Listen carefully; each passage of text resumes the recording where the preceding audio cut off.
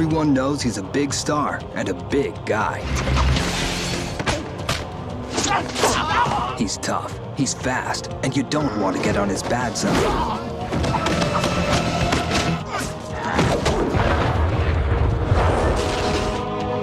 You're going to learn some things about Steven Seagal that you wouldn't believe.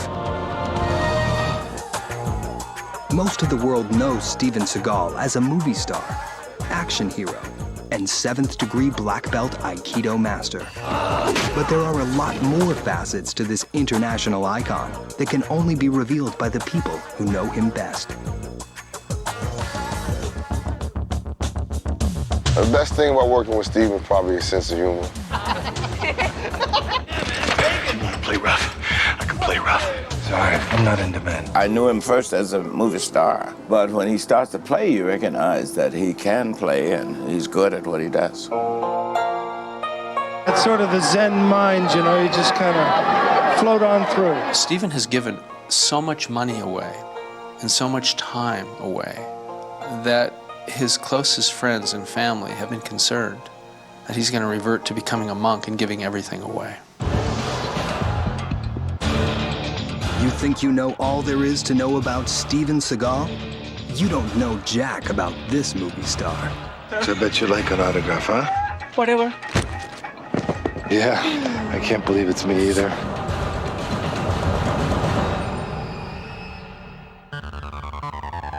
In 1988, out of nowhere, Steven Seagal suddenly appeared on the big screen, starring in an action movie. But the most surprising thing was that this little film turned out to be a blockbuster that knocked Hollywood on its butt.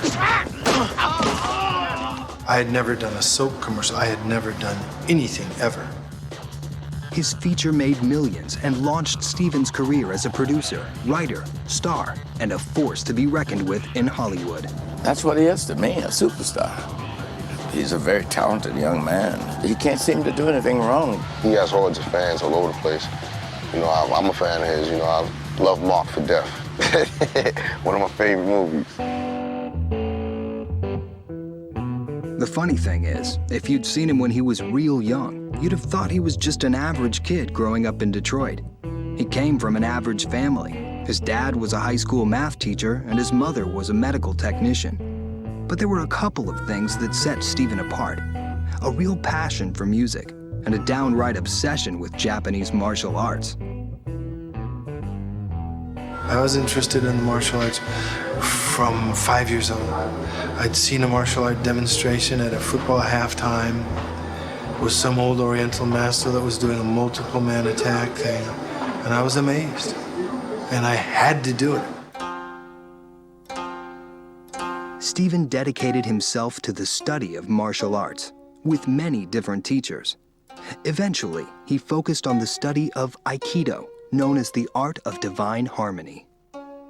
It's a defensive martial art, and it's a lot more about utilizing the other person's, offensive behavior towards you in a defensive manner, and hey, they get hurt, Along the way, he also discovered Asian religion, philosophy, and ancient healing practices.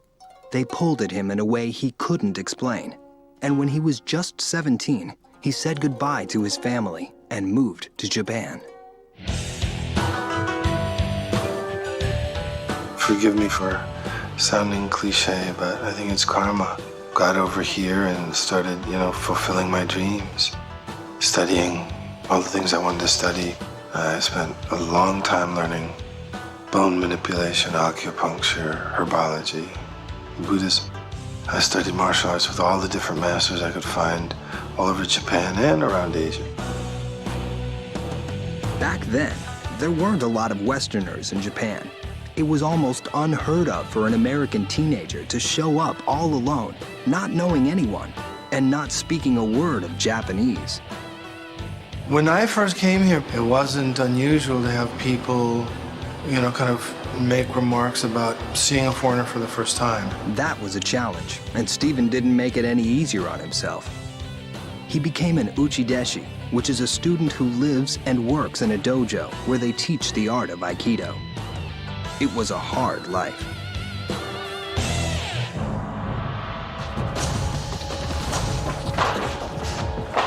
When I became an uchideshi in Shinjuku, a live-in student to one of the masters, it's their job to try to break you in any way they can so that you'll leave.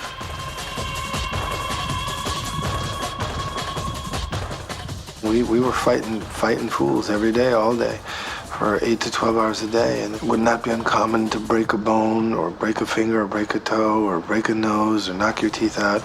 Whatever it would be, you would keep training. You would keep training.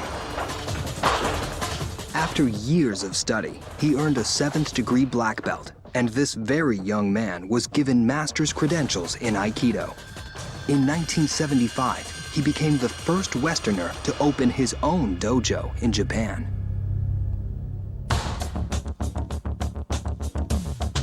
It's a much more graceful form of martial arts. And to see somebody that large be that graceful, I think is a little interesting. I mean, graceful and harsh, but that's what it is. But in 1985, Stephen decided he wanted to broaden his horizons and take a little break from Japan.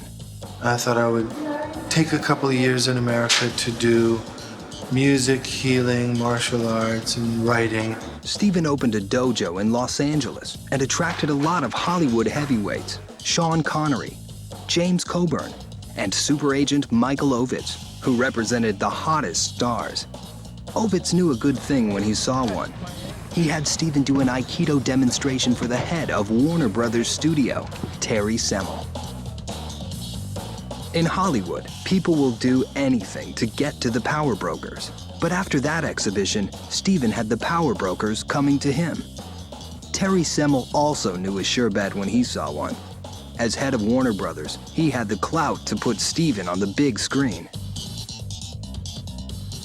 I kind of came here as a writer, and how about this, and how about that? You like this? And they say, yeah, we like this stuff, it's great, but we want you in front of a camera.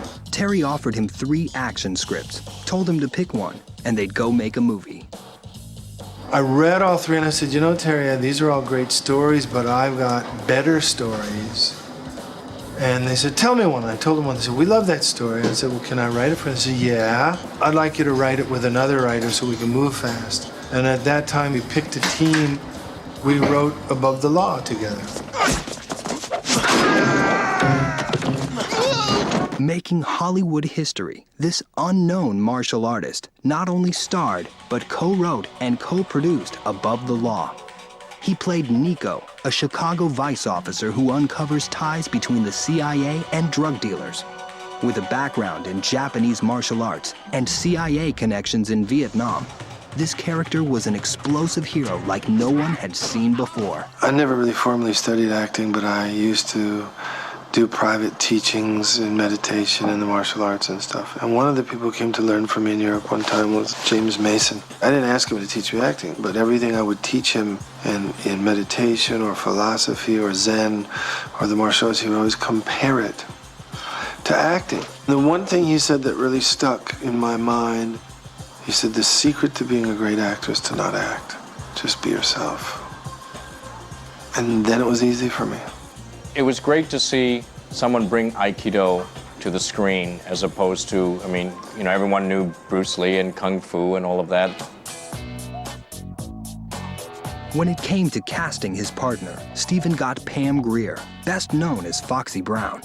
The young woman who played Stephen's wife was also a gifted actress, Sharon Stone.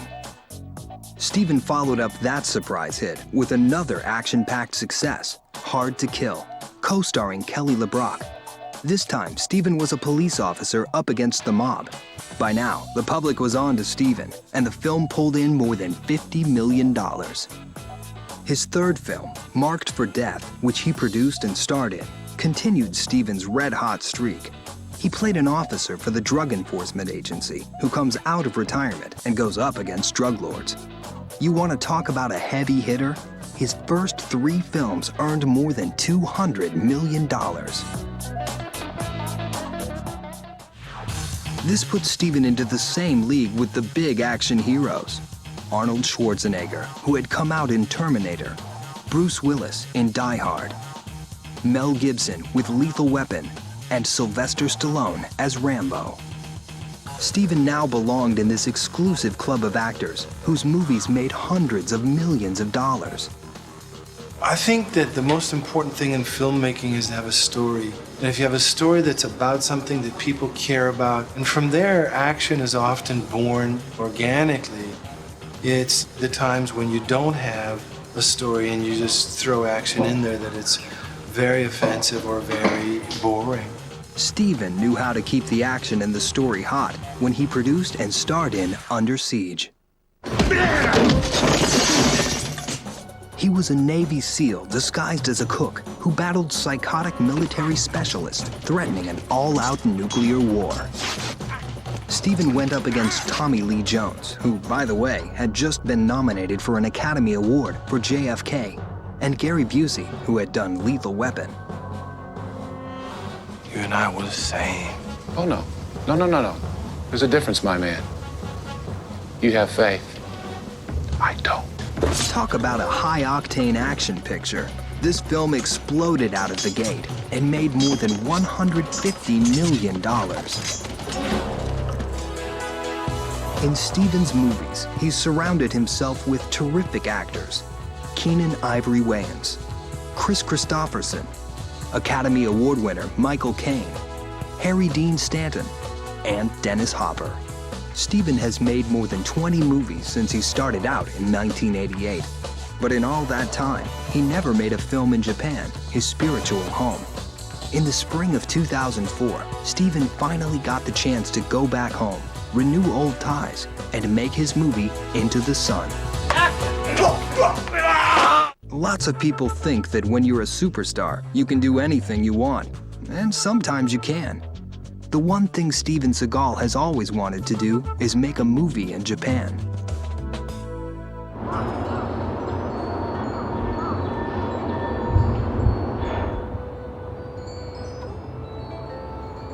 So finally, in April 2004, Steven went home and brought a film company with him. Come here. And action. This is a place that I grew up. It's my home. It's my people, my culture in a lot of ways. The director of the film is a guy named Mink, whose background is in cutting-edge music videos. It's like, you know the scene above the law when you... I mean, I'm a fan of his from his films, so I had no doubt that he could do everything that he does do in the films. It's not stunts, he's just doing it. I want an experience that everybody says, wow, look at that, look at this, look at those moments that make you jump up and say, did you see? Those water cooler moments. Most people are unaware that he lived there for 18 to 20 years, speaks fluent Japanese, spent countless years training as an Aikido master. So to have the opportunity to have him back in Japan and actually be shooting on location, I mean, it was just unbelievable. Into the Sun is Steven's first film where he's actually playing a character that's quite close to who he is in real life. In fact, this movie is based on a script that Steven wrote, and he's involved in every aspect of the story. He plays a character named Travis Hunter who has to go up against the Japanese mafia, which is called the Yakuza. It's not really my life story, but part of it is. It's about Japan and the heart of Japan. We've got Yakuza, we've got geisha, we've got samurai, we've got Zen temples and monks, and so much of the Japanese culture and heritage and tradition. It's very dear movie to me, very special. I don't want to mention the names of any other films, but most of us who grew up here feel that it's never been captured, and we want to depict it authentically.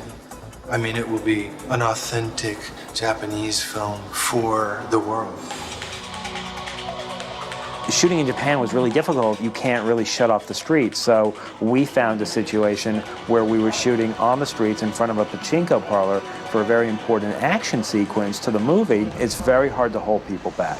If a crowd scene like that happens and the police come out, then they're going to say, you guys are making a commotion. All of a sudden you'll see people all around me. Every one of them has their phone up in the air. Because every phone has a camera on it, and they're all taking my picture. It's very funny.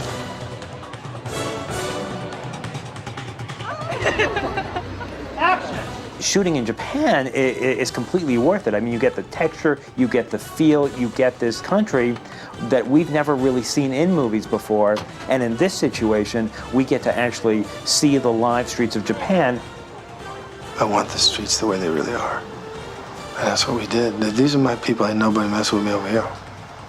You know? I've loved this place from the moment I came here. Being in Japan gave Steven a chance to get together with his old friend of 40 years, who's also an Aikido master, Hiroshi Isoyama. 彼と会ったのは愛木神社で初めて会ったんですけども、その時彼はね、若いにもかかわらず、すごく日本語が上手だったんです。They used to practice a lot, but in the evenings they found Aikido came in handy after class. Steven was an outsider, and at 6'4", hard to miss. Various tough guys tried to intimidate them, but it didn't work. 昔はな、良かったんだな。ねえ。重曹面白かったね、重曹。ハマれましたね。なんで？いや、その乱暴のところに入ってきたらね、その時々悪い人の人をいじめたりね、いろいろこうかけてくるでしょう。我々はそれも喜んでね、そういう歓迎したね。We're happy to oblige that. 先ほどもちょっとお話ししましたけども、やはり彼はすごくこう礼儀正しい男なんですよ。映画では映画の役にはまってるから、その彼の本当の姿っていうのは出てないかもしれませんけれども。Nice hand. Gentle hand. It's because I paid so close attention to the protocol and the language and how you're supposed to be. をしたと思います。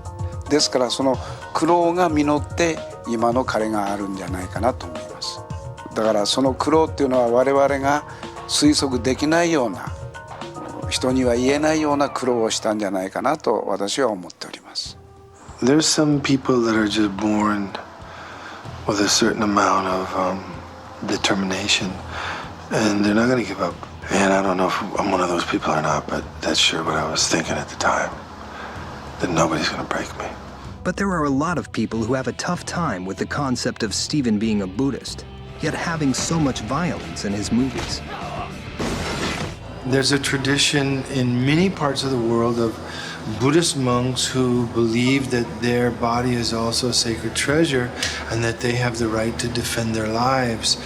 And they also believe in what I believe, which is that the development of the physical self through arduous training is essential in order to perfect the spiritual man. And this kind of training should be simultaneous. When Steven got the chance to direct, everyone expected a hard-driving action film.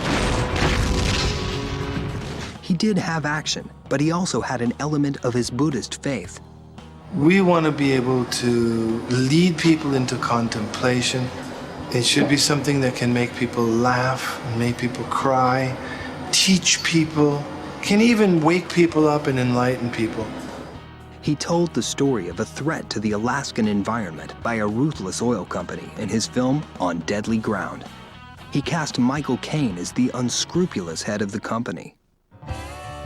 Steven had that same passion and drive to protect the people and the environment in his movie Fire Down Below.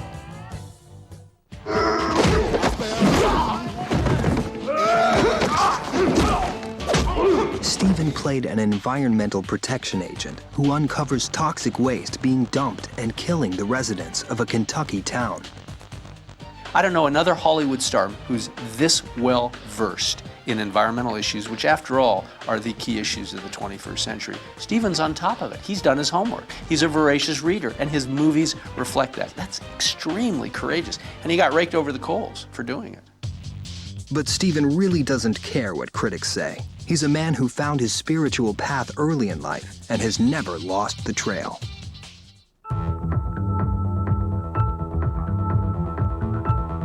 Steven loved filming in Japan, but for some of the action sequences, they needed to tear apart the scenery, and you just can't do that to ancient Japanese temples.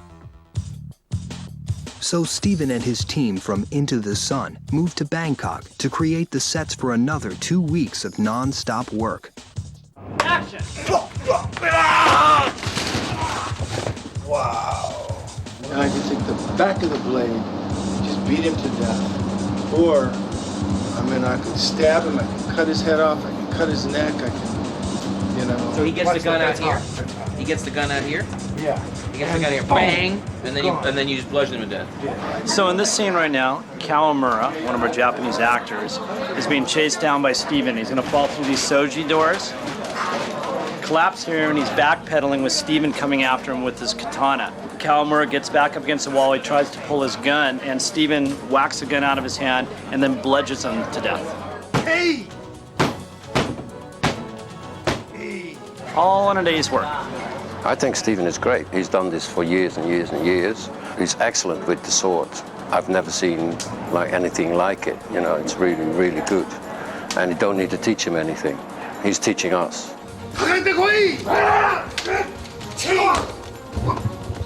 And believe me, there are many days we're on the set, and it's not stunts. He's just doing it.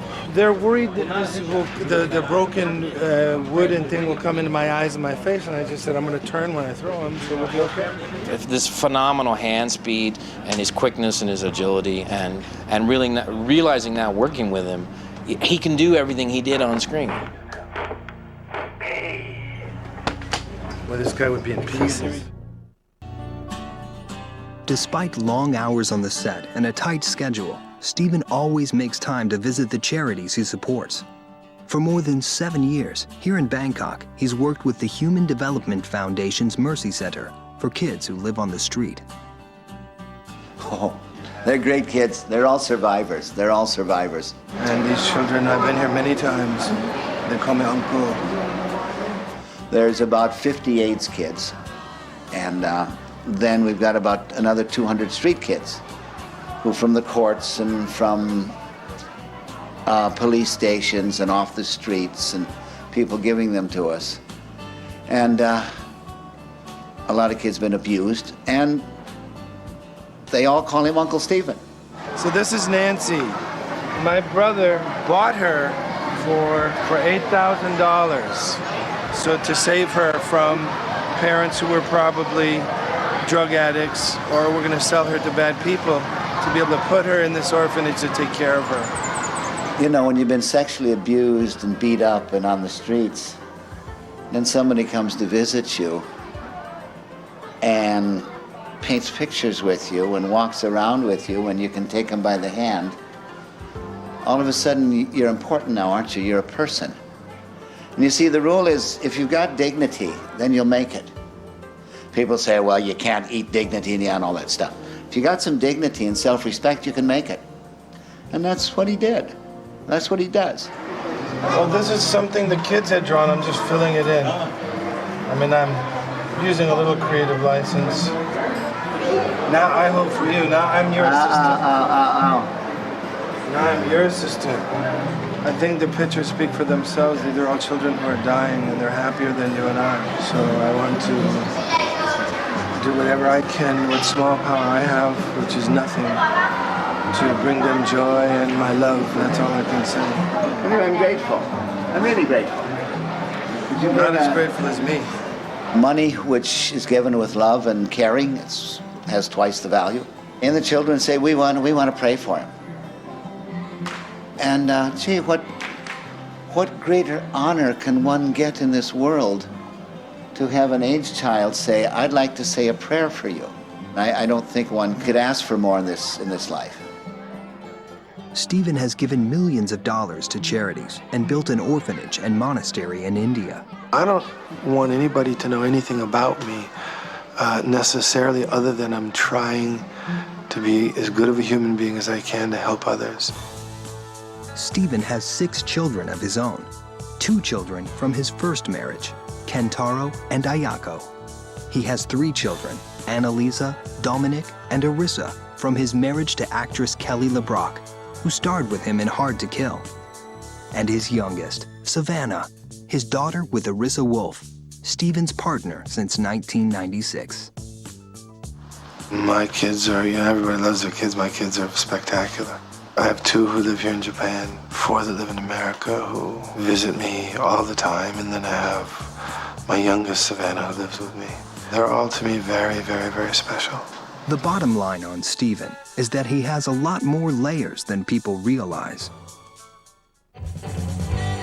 For those people who know Steven Seagal only as a movie star, one of the most surprising aspects of this man is that he's a good musician. He writes his own music, he puts together bands, and he regularly performs around the world.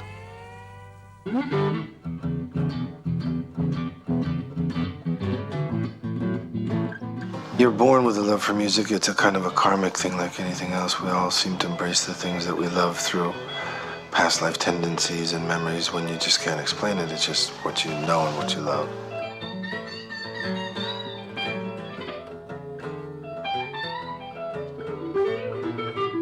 He fell in love with the blues when he was just a little kid. I've been playing music since I was born, you know. My mom and dad were gone working 2 jobs, and across the street there was a big black family that just played music all the time. In Detroit, it was always guitars, guns, and horseshoes, you know, and kind of in that order. And I used to sit on the footstool of this old man that played blues and ragtime and stuff. And I used to just sit and listen to him until one day he started teaching me, you know. Steven's played with a lot of the great talents in the world, including the legendary B.B. King. We have a club called B.B. King Blues Club in Memphis. And one night I looked up and there he was. He was sitting in there. And I had heard about him playing music. So I invited him to come up and play. He did. He's the only man in the world, when I sit on the stage next to him, I get nervous. He really is the king to me. After the show, we played, you know, just ideas, had fun. He's very good at playing the guitar. For years, his music was a kind of secret. The only people who knew about it were those who heard him play live. But it was his mother who convinced him to share his music with the world. It was her dying wish. The last thing she said to me before she died, she said, "I'm asking you, please put the record out. Put your music out there." She loved it, you know. Steven wrote the music and produced a CD called Songs from the Crystal Cave. Golden rule is make your album one thing. And I said, no, I'm not going to do that. I put blues, I put pop, I put rock, I put world, I put reggae, all on the same album. Because that, to me, was a world journey. Al Anderson, one of the late Bob Marley's lead guitarists, collaborated with Steven on some of the songs. I think the world will be interested in this album because the lyric content reminds a lot of Bob Marley's lyrics. They're conscious. Al's not the only star who showed up to play with Steven on the album. Stevie Wonder came in and just blew up the spot playing harp. His participation on My God just made the song even greater than it was. I never picked people because they were stars. I picked them because they were my friends and they loved my songs. Steven's new album took a couple of years to finish, and some of the musicians came to Thailand to do the music video.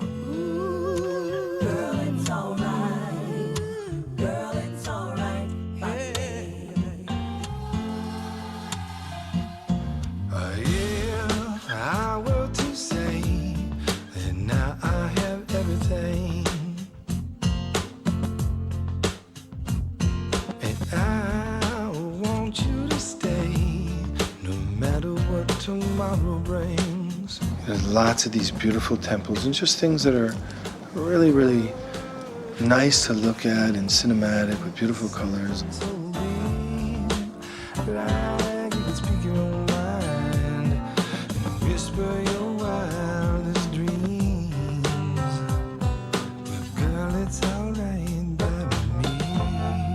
The Thai dancers and the elephants and just Thai culture. It was really amazing to see how it all came together, and it has a lot of beautiful ruins from the ancient city, a huge Buddha and a beautiful palace and back, some beautiful women, very colorful, dancing, singing, a lot of joy. I believe that music is the language of the gods. I believe it's the one language that all people can understand, no matter what their religion or politics or race or anything else. Music is the one language that can bring all people together. And for this reason, music is such an important part of my life.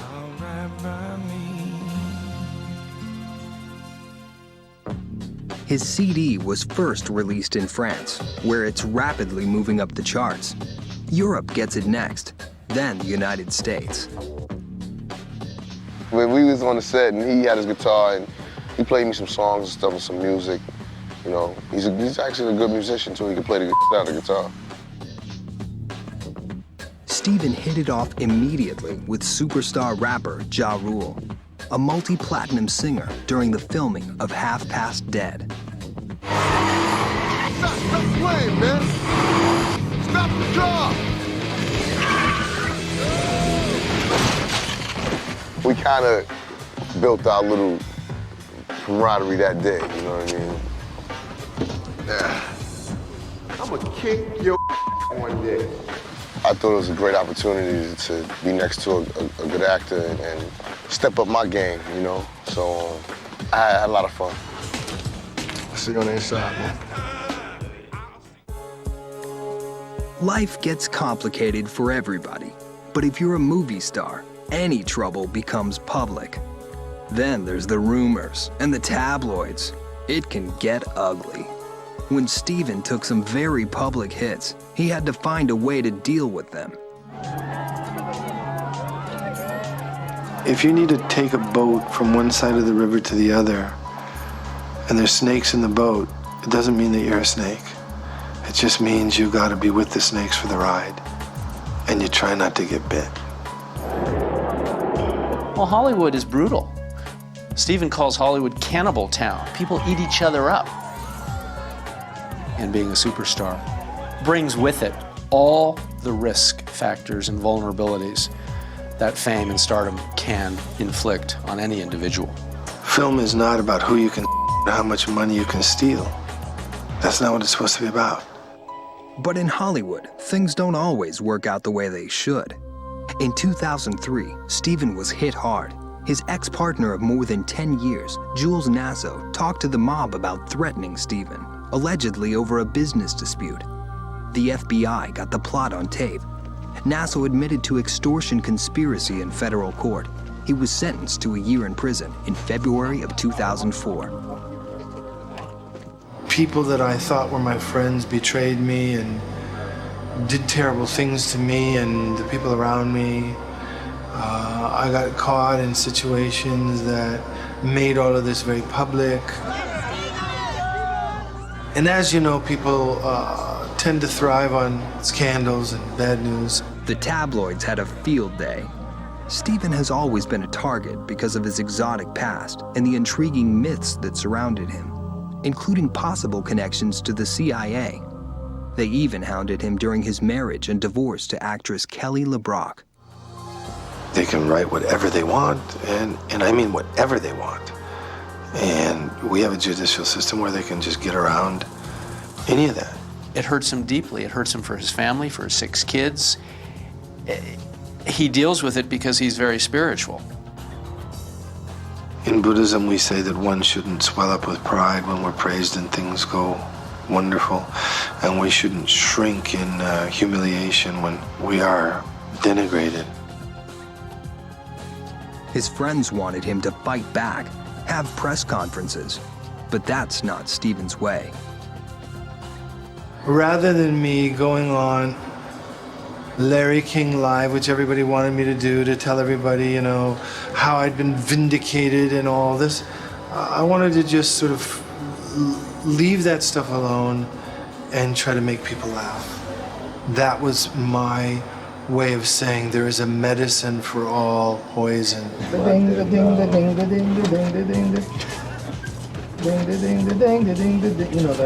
Focusing his energies on another aspect of his career, this action hero decided to reveal his comedic abilities and have fun with his tough guy image.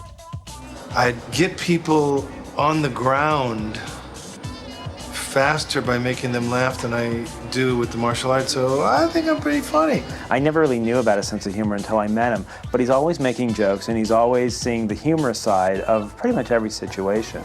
Commercial. Steven just did a big campaign for Pepsi for their Mountain Dew commercial. I just want to make sure this was a break. Boom! There you go. Oh, that's the time. Shoot one. And action.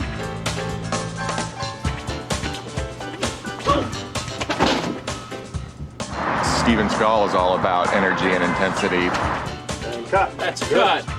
In this spot, we have him in a kind of a fun little irreverent, unexpected twist that's perfect for the brand. I bet you like an autograph, huh? Whatever. Yeah, I can't believe it's me either. The best thing about working with Steven is probably his sense of humor. You know what I mean? He's a funny dude, keeps you going on the set. I love to see Steven do the roles that Leslie Nielsen was doing 10 years ago. I mean, Steven, I think, is that funny and could actually have that kind of a career while also maintaining his action career. I mean, as an actor, I think if you hold on to one image, you're not really sort of a whole actor. You're kind of more one note. I mean, you have to sort of throw your own ego away, and that's kind of what I'm trying to do. It's tough to change an image that's been so successful. But while he expands his boundaries, it's doubtful Steven's ever going to let a bad guy get off with just a joke. Action! Steven and his crew had 6 long weeks of filming in Japan and Thailand, and the end is finally in sight. Any movie is a lot of work, but action films are much more demanding.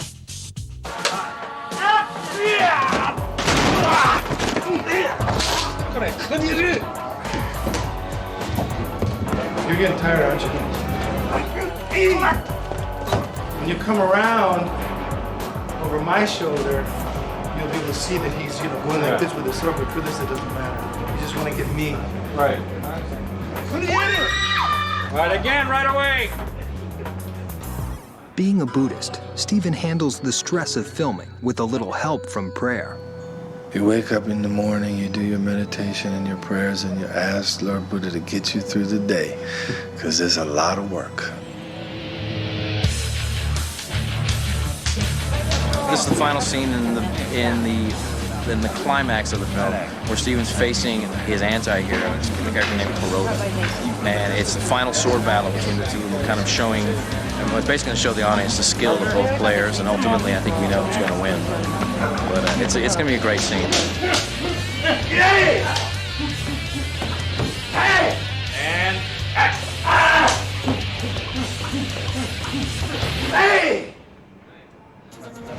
This guy has killed my fiance, and I found him. I'm going to punish him for it.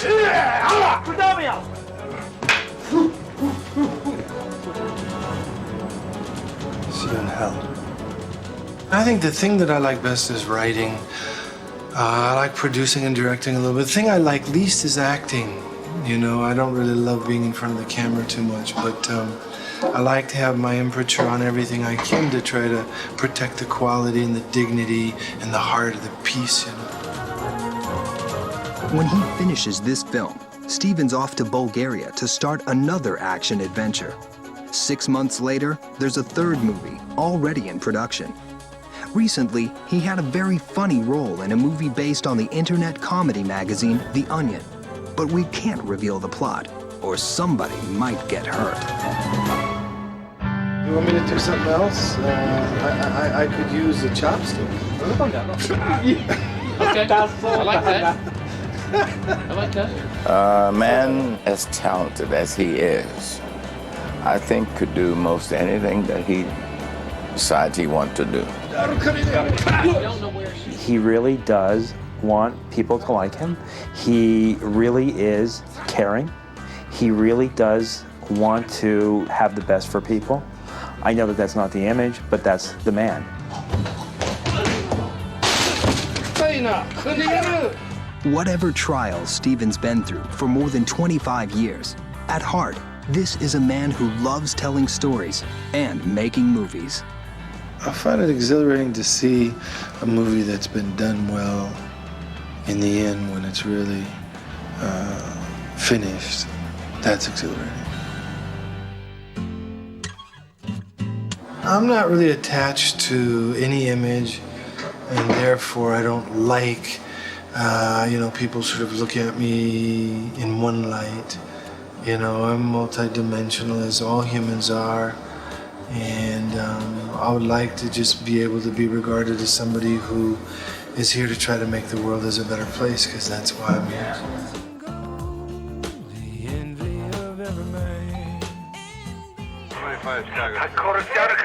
125 Charlie, take 3. Governor! See you in hell. A little bit too violent for me. 다 걸었지 않을 카르네.